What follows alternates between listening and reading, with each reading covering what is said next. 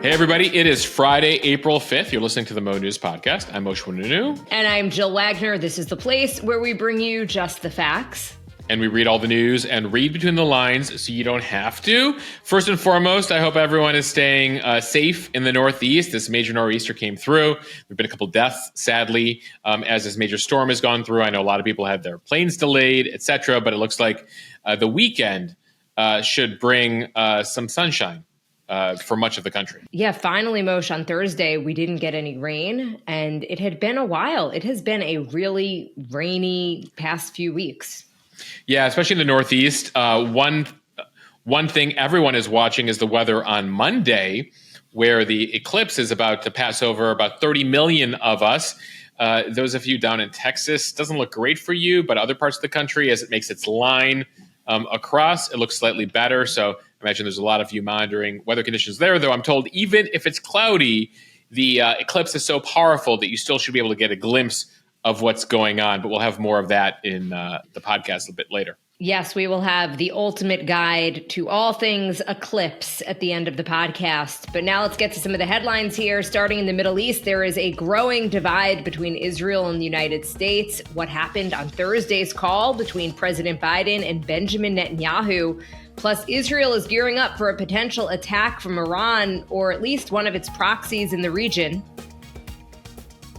Back here in the U.S., property taxes have climbed by their largest amount in 5 years. And speaking of money, the Wall Street Journal looks at how far $100 goes at the grocery store after 5 years of food inflation.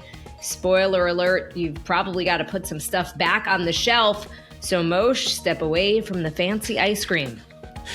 Jill, I can still get the fancy ice cream. I just got to put some other stuff back on the shelf, like, carrots and fruit and the like. Exactly. You'll have to sacrifice the basics for the fancy ice cream. Moshe, we've been talking about no labels, possibly fielding a third-party candidate. Well, in some somewhat surprising news on Thursday, they say they are not going to run a candidate after all. Yeah, it appears that some people have decided not to run for president this year. Jill, we'll tell you why. Remember that somewhat disastrous Afghanistan withdrawal back in 2021? Well, State Department officials tell House investigators they basically created the withdrawal plan from scratch. Yes, spur of the moment, it appears, and that's what was executed. We'll tell you what we're learning. Why Botswana is threatening to send 20,000 elephants to Germany. This is a good one. The future of flying, a new blended wing plane cleared for test flights. Tired of late messages from your boss? Yes. A new bill in California.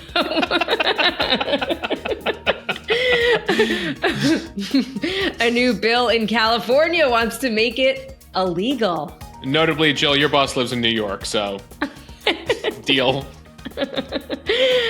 And everything you need to know about Monday's solar eclipse. Plus, it is Friday. Cheers to the freaking weekend, what we are watching, reading, and eating. All right, let's start in the Middle East, where the relationship between the United States and Israel continues to deteriorate. President Biden and Israeli Prime Minister Benjamin Netanyahu spoke for about 45 minutes on Thursday. It is their first conversation since 7 World Central Kitchen aid workers were killed in an IDF airstrike Monday. President Biden warned Netanyahu that future U.S. support hinges on protecting civilians and aid workers in Gaza, signaling for the first time that the White House would reassess backing Israel's war in the Gaza Strip.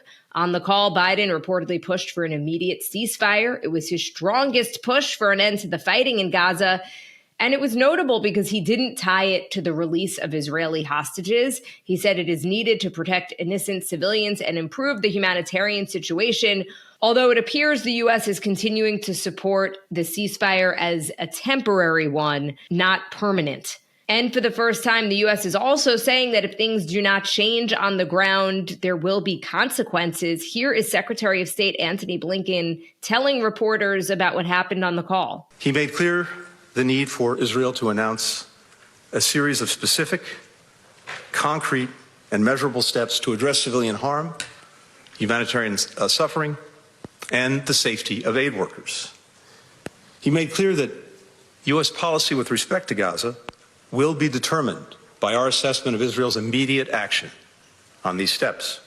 The White House spokesperson John Kirby saying that the U.S. expects Israel will increase the amount of aid that gets into Gaza, open additional crossings to Gaza, and better protect civilians and aid workers.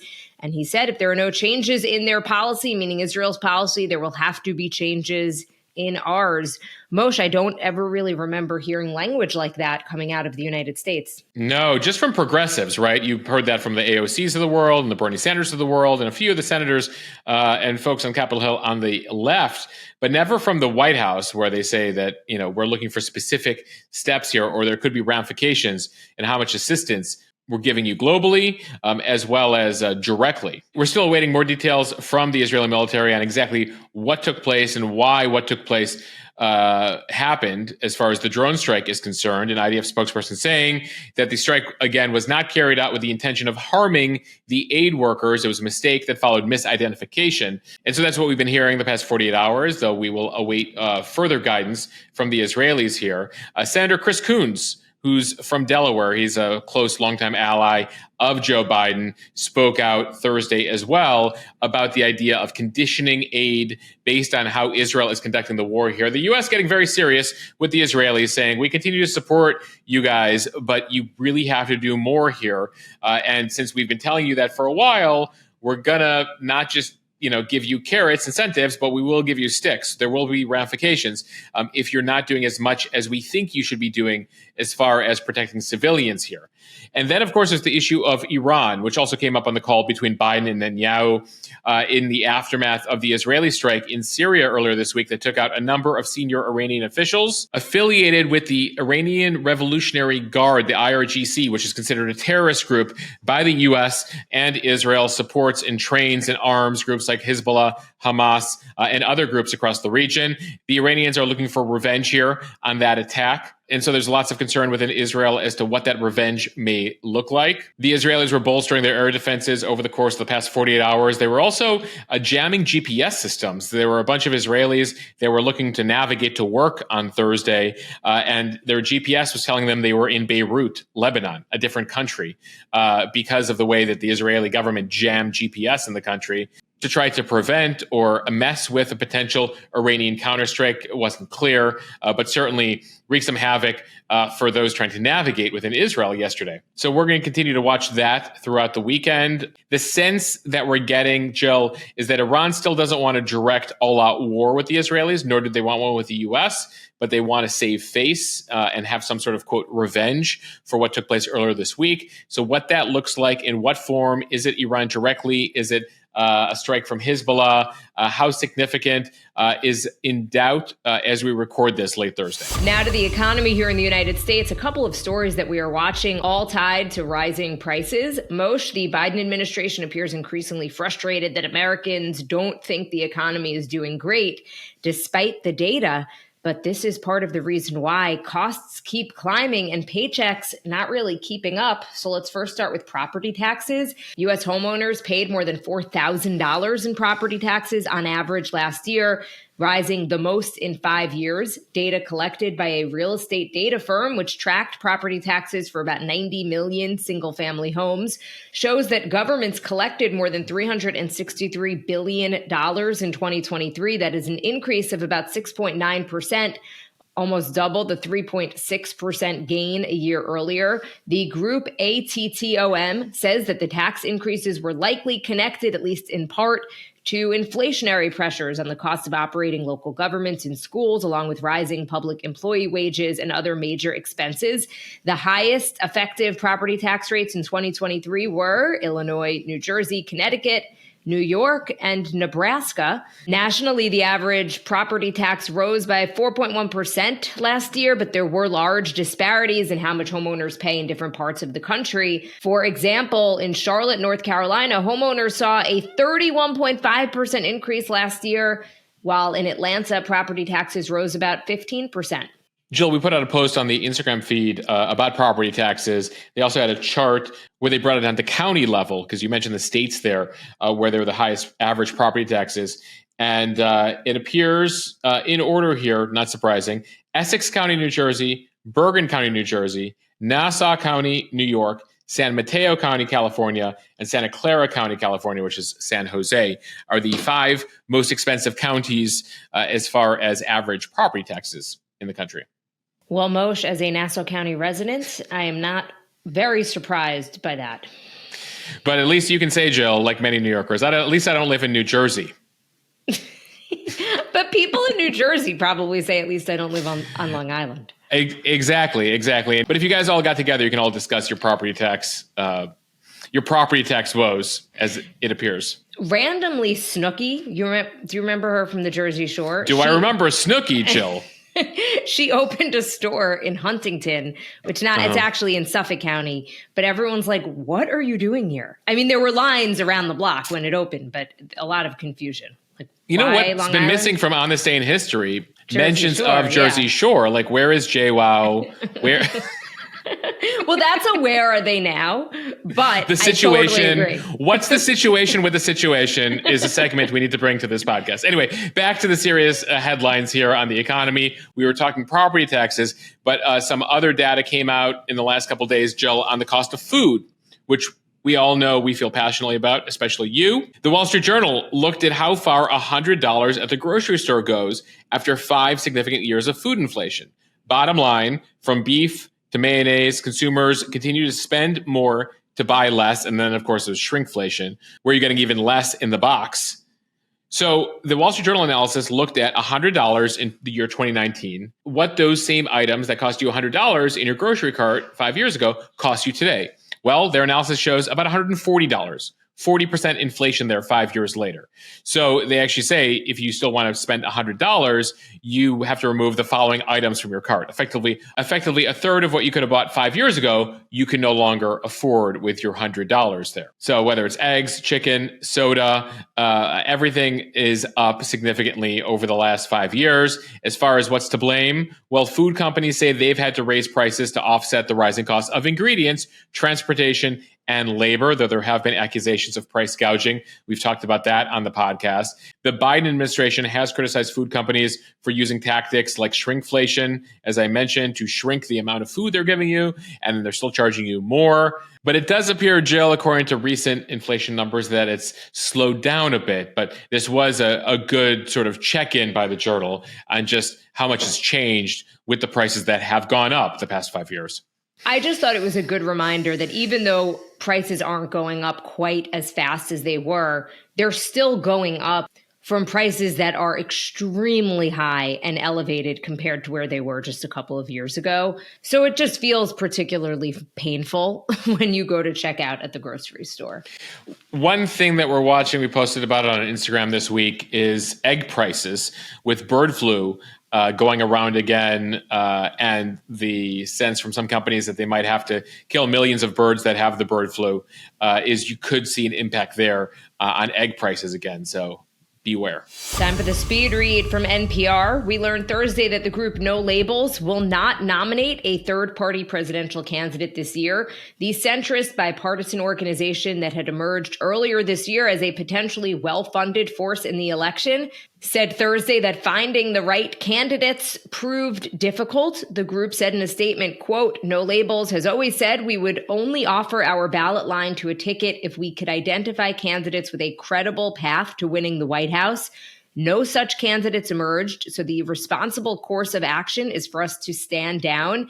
It had been pursuing what they called a unity ticket featuring centrist candidates. No Labels repeatedly said that their impetus was to give an alternative choice to voters that are unsatisfied with Donald Trump and Joe Biden. Yeah, so they said they couldn't identify candidates, and they need to stand down. Left unsaid there, Jill. No one wanted to run on their ticket.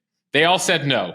Chris Christie, Nikki Haley, Joe Manchin, Kirsten Sinema, Liz Cheney, Dwayne "The Rock" Johnson, he was asked, Admiral William McRaven, he led the mission to get bin Laden. Jill, I could go on. They apparently approached 30 different candidates. And so while they're saying, well, we couldn't find the right person, in most cases, it was those people saying, we have no interest. There is no path to running with you. I have to admit, I am a little bit surprised that nobody wanted to run. I think the deal is this, that all these people that I mentioned, I mean, I don't know what the conversation with The Rock was like, but most of these other folks who are familiar with American politics, basically impossible it is to win as a third-party candidate. And all of them, while many of them have their criticisms of Joe Biden, all of them are also anti-Trump and realize that they would most likely take several percent away from a Joe Biden candidacy, effectively ensuring that Donald Trump gets a second term. And I think that was the concern with Chris Christie especially. There were a lot of conversations, apparently up until a couple of weeks ago, with Chris Christie about this. And I think they realize that, like, what's the point of doing this if we can't really win? As of right now, No Labels is on the ballot in 21 states. We've been telling you about this process that the third-party candidates have to go through to figure out the laws in every state and meet certain deadlines in terms of signatures and ballot measures, et cetera, to get on. So they'd gotten on in 21 states, which, we all know is not all of them. And then there's the issue of Robert F. Kennedy Jr., who's running his own independent bid. Right now, he's getting anywhere from 8 to 20% of the vote. Now, he's only on the ballot in a handful of states. He's also working to try to get on the ballot as an independent. But their concern is, well, he's already sort of taken the oomph out of independence. Then you have Cornel West and Jill Stein, who will take the progressive left. So what's left in the middle, given, there's going to be a certain group of hardcore Democrats and a certain group of hardcore Republicans, especially. One case that No Labels tried to make was this will be like 1968. 1968 significant because that was the last time a third-party candidate actually got electoral votes and mattered. That candidate was George Wallace. He was a racist, segregationist, but he won 5 southern states, got 46 electoral votes, and it almost meant that 68 election would have had to be turned over to the U.S. House, which is what happens when nobody gets the necessary number of electoral votes.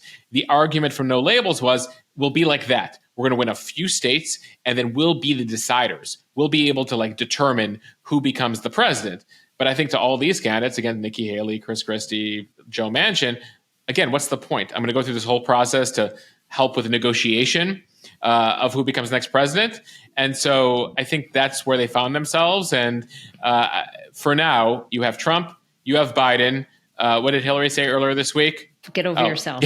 Get over yourself. And then you got RFK Jr. and a couple of these third-party candidates. And No Labels going to sit this one out, it appears. But as we were texting back and forth earlier today, poor Joe Lieberman. I mean, this was his baby. And of course, he tragically passed away a couple of weeks ago. But this was really what he had been working on for the past couple of years. He was leading the search committee. There we have it. We'll see. I mean, I think there's a momentum. I certainly hear it from a lot of you guys in the Mo News community for a third choice, for a moderate choice. But the feeling is that this ain't the year. At least No Labels doesn't feel that they can put forward the right choice. I don't want to stay on this that much longer, but what was interesting in interviews with Joe Lieberman was he was saying if there was ever going to be a year for this, it's this year. So if it's not this year, then it's never, because when are you ever going to have a situation where so many people just don't want either of the candidates? I don't know, Jill, 2028, if Joe Biden wins again and Donald Trump decides to run again for a fourth time, anything is possible. All right, from CNN, State Department officials tell House investigators that they created Afghanistan withdrawal plans from scratch. Hours of closed-door testimony from 3 top State Department officials shed new light on the unprecedented situation in the final days of the U.S. presence in Afghanistan. Officials were rushed to the country with virtually no time to prepare and no established emergency evacuation plan in place when they arrived.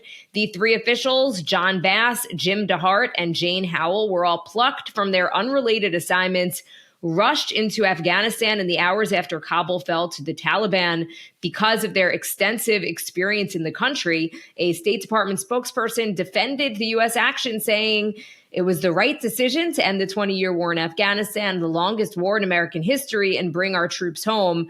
That decision has allowed the U.S. to better address the foreign policy challenges of the present and future, including the ongoing conflicts in Ukraine and the Middle East. Basically, their statement from 3 years ago, they copied and pasted it there. Jill, not surprising entirely here, given what we saw unfold in August of 2021, but still interesting that we're hearing the details of it, that literally they find these 3 random people, they have them show up in Kabul. It's like a Homeland episode. Figure out the evacuation for everybody immediately. I mean, it now makes sense. At the end of the day, remember the context here. we knew we were getting out of Afghanistan. That was a deal that was signed with the Taliban by Donald Trump when he was president. Biden inherits those plans. He's president for about 7 months there, before the withdrawal happens. Well, what happens those last couple of weeks? The Taliban basically takes over the country, like city by city by city. The U.S. had expected, the intelligence community had expected, that the Afghan government that the U.S. had supported, spent billions of dollars on, armed, could hold the country for like a little bit. Well, the Taliban took it very quickly, leading to this chaos that unfolded in August of 2021. Still, critics will say you should have had a backup plan. You should have prepared for that scenario because there's always a chance that could happen. So House Republicans, they have the majority there. They've been investigating this. The House Foreign Affairs Committee, which is led by a congressman named Michael McCaul, is set to put out a report later this year. Why later this year? Well, it's an election year, so they're going to put it out probably a couple of weeks, a month maybe before the election. And so the White House is girding for that, knowing that that'll bring some negative headlines to Biden in the final weeks before the election. So a report that'll have some legitimate criticisms, though the White House doesn't love the timing of it, but it will detail the picture of chaos that took place at Kabul airport, the ad hoc nature of the evacuation, fighting between the Pentagon and the State Department. The U.S. military blames the State Department for not having this plan ready to go. And so we'll see what unfolds here and prepare for this final report in a few months. From the BBC, the president of Botswana has threatened to send 20,000 elephants to Germany in a dispute over conservation. This is a battle between Western countries that want to outlaw trophy hunting and impoverished African countries that benefit from it financially. Earlier this year, Germany's Environment Ministry suggested that there should be stricter limits on importing trophies from hunting animals. Botswana's president told German media that this would only hurt people in his country. He said elephant numbers had exploded as a result of conservation efforts, and hunting helps keep them in check. So he said Germans should live together with the animals in the way you are trying to tell us to. The president, Masisi, saying, "We would like to offer such a gift to Germany," adding that he would not take no for an answer. Germany is the EU's largest importer of African elephant trophies and hunting trophies overall. I don't know that the Botswanans have the logistics to bring 20,000 elephants to Germany. Earlier this year, by the way, the Brits were outlawing trophy hunting, and they said that they would fill Hyde Park in London with 10,000 elephants, only later to say that they just meant that rhetorically. So back when the Barnum and Bailey Circus used to have animals, they used to do like a marching of the elephants through the Midtown Tunnel. That's how they would get them from the Nassau Coliseum to MSG. And it was crazy. I don't know if you've ever seen it, but I'm picturing like something like that. Obviously, you would need a humongous boat, or you can't do it. An ark. Like obviously some might say you need an ark for the animals, Jill. Yeah, this is not happening, but it is an interesting threat. Well, it's an interesting story, and we wanted to bring it to the podcast today because it speaks to an interesting conflict that's happening, right? Western countries, European countries, wanting for the sake of animal rights and the environment to stop trophy hunting. And then you have the countries that are home to these species, including Botswana, with about a third of the world's elephant population. 130,000 elephants live in Botswana. Again, 1 out of 3 elephants in the world. And as far as they're concerned, herds are causing damage to property, eating crops, trampling residents. There's too many of them. And the country actually makes good money off of allowing a certain amount of trophy hunting to take place inside the country. Botswana has actually been trying to give some of the elephants away to neighboring countries, 8,000 to Angola. They've offered more to Mozambique as a way to bring the population down. And it speaks to this ongoing debate, right? Animal rights advocates who reject the concept of killing animals for sport say that hunting by tourists will result in the extinction of more species. And then the opposite side, which is not only the trophy hunters, but what they call pragmatic conservationists, who say that trophy hunting is controlled, and unlike poaching, it has financial benefits for local communities and for conservation, and helps more than just photographic tourism does as far as the economy for these countries. Botswana and other countries in Southern Africa make a lot of money from rich Westerners who pay thousands of dollars for a permit to shoot an animal and then take home its head or skin back as a trophy. So anyway, this fight taking place between Botswana and England, now with Germany, and we will await to see whether 20,000 elephants show up in Frankfurt or Munich or Berlin. From CNN, we are one step closer to a brand new type of commercial plane, replacing existing planes with more of a flying wing. Think B-2 bomber, but with room for seats, a beverage cart, partially reclining seats. Yeah, they're probably not going to fully recline those seats, even on the new plane, probably. Joel. The Jet Zero Aerospace Company recently received an airworthiness certificate from the FAA for its Pathfinder demonstrator plane. It's what they call a blended wing jetliner. It has a wingspan of 23 feet. Pathfinder is 1/8 the scale model of the full-size aircraft, but it features the same unconventional body. So the blended wing body looks similar to the flying wing design that's used by military aircraft, but the blended wing has more volume in the middle section. Both Boeing and Airbus are tinkering with the idea, and Jet Zero's new milestone brings it a little bit closer to its ambitious goal of putting into service a blended wing aircraft as soon as 2030. So when we talk blended wing here, think about the planes right now that you typically fly in commercially are effectively a tube, right? And then two wings attached to it. When we talk about blended wing, the whole plane is one large wing, right? Like a boomerang shape. Like, again, you see in the military where they only have room for like a pilot and a co-pilot. In this case, a much larger wing with room in the middle for you and me. So what's notable here is if you look at the history of modern aircraft, even new planes like the Airbus A350, the Boeing 787, are effectively still modeled after the original commercial jets designed in the late 1950s. There hasn't been much in the way of innovation. They found a way to build a tube, attach two wings. It's pretty safe. And so they've continued to build planes that way. Well, this is a company that says, we got to think about this differently. There's a way to be more fuel efficient. Apparently, these planes will be 50% less fuel burn. Also, they'll be quicker in the way that they're shaped. And they think it's about time, nearly 100 years into commercial aviation, that we think anew about how we design our planes. This jet allegedly will have a range of 5,700 miles on a single tank of fuel. That's nearly 50% more than the 4,000 miles that you get right now from normal commercial jet craft. They have a very ambitious goal, Jill, 2030. That's like 5.5 years from now to put one in the air. We'll see if that turns out. It is super cool. We posted a photo of it over on the Instagram. From the Washington Post, a California lawmaker wants to make it illegal in the state for your boss to regularly contact you after hours unless it's an emergency or to address work schedule issues.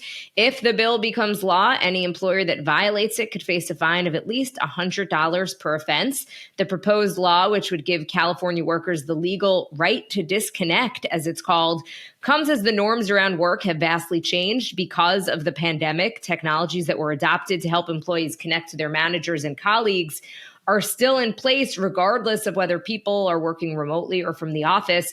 So as a result, workers are more connected than ever and often feel pressured to respond at all hours. Yes, those Slack notifications going off 24/7. So this is California, which is not uncommon for them to follow the lead of countries in Europe, because there's 13 other countries right now that have laws like this: France, Australia, Portugal, Canada, where effectively they have versions of laws in those countries that prevent bosses from reaching out to employees after hours. According to a survey last year from Pew, more than half of workers respond to work messages outside their normal hours. So to mitigate burnout, improve productivity, worker advocates and lawmakers say that we should consider different policies like this one, or potentially 4-day work weeks like we told you about in yesterday's podcast. If passed, this California law would require employees to establish a policy of what are working hours and how they will respect employees' right to disconnect, as it's called. The law would not supersede any collective bargaining contracts and applies only to salaried workers, as hourly or gig workers are protected by other laws. And the local officials in California who are behind this say it is necessary in this day and age. It has a number of steps to go through before it would become law. But if it does, and the governor signs this, it could go into effect as soon as next January. And Jill, to follow up on what you said at the top of the podcast, I will say that news is unique in terms of how much communication is necessary. I don't know if this will apply to journalism in California, but it would certainly make it more difficult given the way news works. And at what hours, considering that you and I have both been at work at like 2 a.m. and done overnight shifts? It's not a 9 to 5 gig. No, as I once told new employees during my time at CBS, Jill, I want you to be prepared to know that a life in news, it's not a job, it's a lifestyle. Which is why when people tell me they want to go into news, I'm like, be really sure that you want to. It's not what you think. All right, Moshe, let's talk all things solar eclipse. We also broke down this story in the newsletter today. So the sun, moon, and earth will align perfectly on Monday to produce a total solar eclipse. It's going to be the last solar eclipse visible in the lower 48 states until 2044. So buckle up for eclipse mania. You might be thinking, didn't this just happen? Yes, back in August of 2017, you might remember that image of then President Trump staring into the eclipse without the glasses on. So it is a good reminder. Be sure to buy the right glasses because you can do damage to your eyes. So here's what this is all about. The sun is about 400 times bigger than the moon. It is, however, about 400 times farther from the earth than the moon. So the uncommon event happens when the sun and the moon align and appear the same size in the sky. Globally, it happens about every 18 months. Partial solar eclipses are more common, and they happen when there is an imperfect alignment. There's actually going to be 2 partial solar eclipses in the next year. But for now, let's continue talking about Monday's total eclipse. Total eclipse of the heart. So most of the major U.S. cities on the total eclipse's path will get about 4 minutes of darkness. That's a minute longer than the 2017 eclipse, I'll have you know. So the way that how everything's going to move this year is effectively it's going to draw a line that travels northeast through the U.S. that begins in Monterrey, Mexico, goes through Texas, a bit of Oklahoma, Arkansas, up through Kentucky, Ohio, Pennsylvania, New York, Maine, and then into Canada. Along that wavelength, we've posted a helpful map with times over on our Instagram account. So what happens during this time? Well, the temperature will drop because the sun is totally blocked. In many cases, animals go quiet. Birds go quiet. It also freaks out pets sometimes. So beware if you have a pet. Street lights may flicker on because it gets so dark. So you can look out for that as well. And of course, if you're in this line, you know that a whole bunch of people will be coming your way. I've heard from people who are like, I'm trying to rent a car in Dallas on Monday and I cannot because so many tourists are coming to town anticipating the total eclipse here. The estimate right now is that $1 billion in revenue will come into the cities that are on the eclipse's path from tourists. And so 32 million Americans live on the 115-mile wide path here that's going to cut that line northeast. But they expect up to 4 million extra Americans to travel to watch the eclipse. A number of hotels, campsites, Airbnbs have been sold out for months in the path. But of course, there's the weather. I posted a forecast on Wednesday. Jill will keep everyone up to date on the forecast throughout the weekend on the Instagram feed if you have Mo News Premium. It doesn't look so great right now for North Texas. It looks a little better into Kentucky. Again, not so much Ohio, Pennsylvania. A little better if you go north of there. But I am told that even with cloud cover, that the eclipse is so powerful in terms of what it does with light that you will still get a sense of what's going on. I think the coolest thing is going to be to see how the animals react to it. Jill will be watching that in Nassau County from our bureau out there. How do the deer and the rabbits and the squirrels? We do have deer, believe it or not. I know. You're sort of like Botswana for deer out there. Sometimes there's too many of them. That is very true, Moshe. All right, it is Friday. Cheers to the freaking weekend. Time for what we are watching, reading, and eating. Moshe, kick it off. What will you be watching?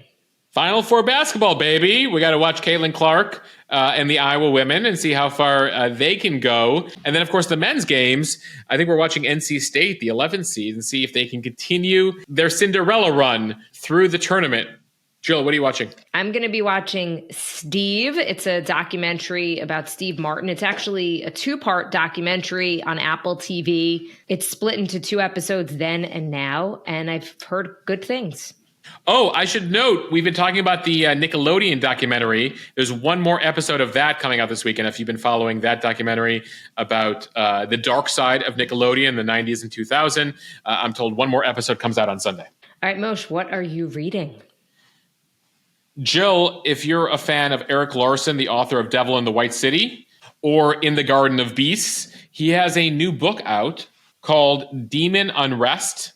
It apparently takes place in the 5 months between Abraham Lincoln's election and the start of the Civil War. And I've heard good things, so we're going to be checking that out. What are you reading? Moshe, an article in the Washington Post asks, can kosher food be hip? Manischewitz is betting its rebrand on it. Manischewitz going for a rebrand. Good for them. The 136-year-old kosher food brand, synonymous with Passover, has changed its look in a bid for new customers, especially the culturally curious. So what they say is that they want to make it a culinary destination. They're trying to convince consumers that it belongs alongside other cuisines like Indian, Chinese, and Mexican food. So they're saying just how a lot of American families do a Taco Tuesday, they envision kind of like a matzo ball Monday. I like the alliteration there. Taco Tuesdays, matzo ball Mondays. Knish doesn't really go with the day of the week, but we can work on some other ethnically Jewish food there. Interesting. I will take a look at that story as well. And speaking of food, what will you be eating, Moshe? Jill, we got a behind-the-scenes glimpse at a bakery in New York called Bread's Bakery. There's a few different locations this week, thanks to the team over there. And we came home with a bunch of their great treats. If you're ever in New York, check out Bread's Bakery. Yes, we saw you in a hairnet, Moshe. If you follow the Mo News Premium Instagram account, that's where I reposted the hairnet photo. I didn't think that all 500,000 people on the main feed should get to see me in a hairnet. And Jill, what are you eating this weekend? So I made a sauteed sesame chicken this week that was really good. It's made with honey, soy sauce, sesame oil. I will post the recipe on my Instagram account. I will note that I made some changes because I didn't want to cut the chicken. I'm still like a new cook. I'm kind of learning how to cook in real time as this podcast goes on. So I made the recipe a little bit easier for myself. I think if you follow the directions step by step, it might be better. But I still thought the way that I did it was great. So the recipe is posted, but then is Jill's version, sort of like Taylor's version, posted? I will make notes on the Instagram account, Jill R. Wagner, what I switched and how I did it. All right, that is a wrap on another week here at the Mo News Podcast. Thank you for listening. If you like what you hear, share this with your friends. It will help us grow. Follow us and subscribe so you don't miss an episode. And we have a special second edition this week over on the Mo News Premium Pod. It's a deep dive into the First Ladies, specifically Jill Biden, Melania Trump, Laura Bush, Michelle Obama, basically the last 4 First Ladies. Some things you didn't know. With a New York Times White House correspondent who has a new book out devoted to the First Ladies. So you can check that out over at Mo News Premium Podcast. If you're not a member, go sign up. mo.news/premium. It supports us, and you get access to all early editions of the pod, interviews, deep dives, and weekend coverage over on our members-only Instagram account. Again, mo.news/premium, just $7 a month. And before the podcast started, you were dropping some great First Lady trivia on me. And I'm super excited to listen to this podcast because it was a lot of stuff that was pretty surprising. I don't know if you want to give anything away right now, but it's really fun information that I'm glad I know. Well, it's just very interesting because these are First Ladies that, you know, many of us think we're familiar with, who all served in the last 30 years. But there's not much written about them, you know, maybe in real time in some news articles, but so many books are devoted to the presidents and not so much of the First Lady. So I appreciated Katie Rogers of the New York Times writing this book. And so that's why we're featuring her on the pod. All right, everyone, have a great weekend.